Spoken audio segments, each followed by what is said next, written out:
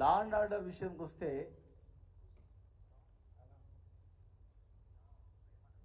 ప్రజలు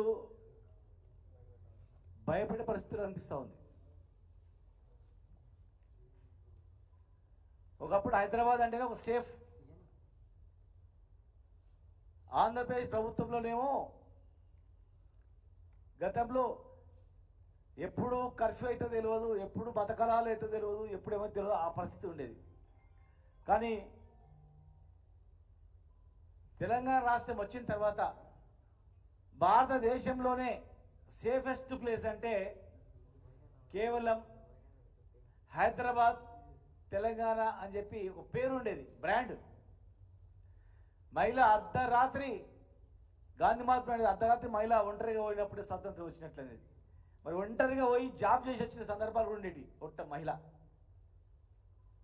ఒక మహిళ మీద చిన్న చిన్న అఘాయిత్యాలు జరిగితే దేశంలోనే హైదరాబాద్, తెలంగాణలో ఎట్లా జరుగుతుందో ఆ రకంగా చేయాలి, ఆ రకంగా శిక్ష ఉండాలి.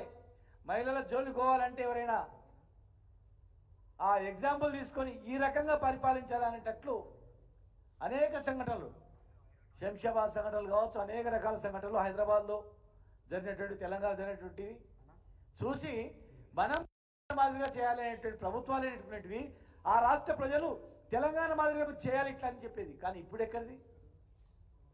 6 నెలల్లో బయటికి వెళ్ళాలంటేనే భయపడే పరిస్థితి.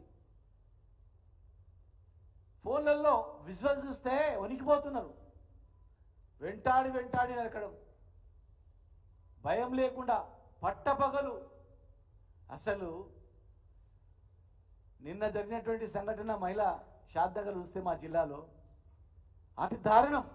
ఈ 10 సంవత్సరాల్లో ఇటువంటి సంఘటన ఎప్పుడు వినలే. ఈ 10 సంవత్సరాల్లో ఇలాంటివి ఎక్కడ కూడా వినలే. అంటే జనరల్గా యథా రాజా తదా ప్రజ అన్నట్టు ప్రభుత్వం ఎట్లా విధానం ఉంటే డిపార్ట్మెంట్లు కూడా అట్లా పనిచేస్తాయి. ప్రభుత్వ విధానాన్ని అనుగుణంగా కింద వ్యవస్థ అనేది పనిచేస్తుంది. ప్రభుత్వ పాలసీ ప్రకారం పనిచేస్తుంది. నేను అనుకుంటా ఉన్నా మరి ఇప్పుడు ఈ ప్రభుత్వ పాలసీ అందరినీ భయపెట్టియడము, రైతులు పోయి భూమి, నేను వెంకటరెడ్డి అనే ఒక రైతు పోయి దౌర్జన్యం జరుగుతుందని మొదలుపెట్టుకుంటే వినకపోతే పురుగుల మందు ఆడికి పోయిండు ఆయన.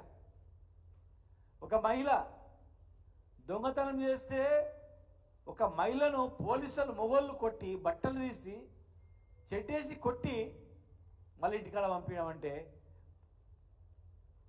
మగవాళ్ళని చెంపదెబ్బ కొట్టాలంటే కూడా భయపడేది. నిజంగా ఈయన నేరస్తుడో కాదో ఉట్టి అనుమానం మీద కొట్టొద్దు అని భయపడిన సందర్భాలు ఉండేటివి.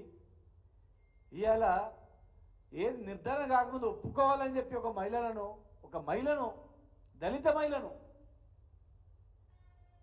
ఇలా దళిత మహిళను బట్టలు ఊడదీసి కొట్టి ఇంటికి పంపించారు కొడుకు ముందరంటే దేశంలో ఎక్కడైనా ఉందా ఇలాంటి పరిస్థితి? వ్యవస్థ ఎవరికి చెప్పుకోవాలి? పోలీసు చెప్పుకుని న్యాయం జరుగుతుంది. పోలీస్ స్టేషన్కి పోవాలంటేనే ఇలా భయపడే పరిస్థితి వచ్చిందంటే ముఖ్యమంత్రి గారు దీనికి, హోమ్ మినిస్టర్ గారు కూడా మరి లా అండ్ ఆర్డర్ పైన ముఖ్యంగా ఎవరైనా పెట్టుబడి పెట్టాలని తెలంగాణకు రావాలంటే ఎవరైనా శాంతి భద్రతలు చూస్తారు, క్రైమ్ రేట్ చూస్తారు, ఎంత ఉంది అనేది, మహిళల పట్ల ఎట్లుందని చూస్తారు, దొంగతనాలు చూస్తారు, దోపిడీలు చూస్తారు, దౌర్జన్యాలు చూస్తారు, క్రైమ్ రేట్ ప్రకారం పెట్టుబడి పెట్టడానికి వస్తారు. ఇలా ఎన్ని కేసులు? దాదాపు 2,13,000 కేసులు నమోదైనాయంట. అంటే దాదాపు 8-9% క్రైమ్ రేట్ పెరిగిపోయింది. దొంగతనం కేసును ఒప్పుకోవాలని 3rd డిగ్రీ పెట్టి కొడతారు. దౌర్జన్యంగా ఈ కేసును ఒప్పుకోవాలని బెదిరిస్తారు.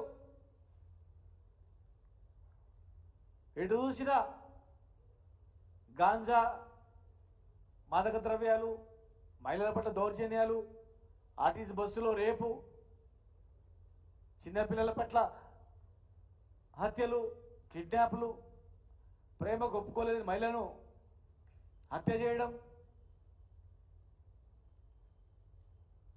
తండ్రిని హత్య చేయడం, వరుడు వాళ్ళ కుటుంబీకులు వాళ్ళ మీద దాడి చేయడం, హత్యలు, మానభంగాలు, దోపిడీలు, గాంజాలు, చివరకు బిచ్చగాడిని కూడా హత్య చేయడం జరిగింది.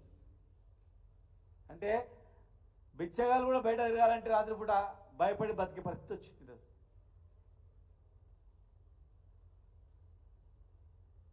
మేము ముఖ్యమంత్రి గారిని అడుగుతా ఉన్నాం, ఇప్పటికైనా మరి లా అండ్ ఆర్డర్ పైన సమీక్ష చేయాలి.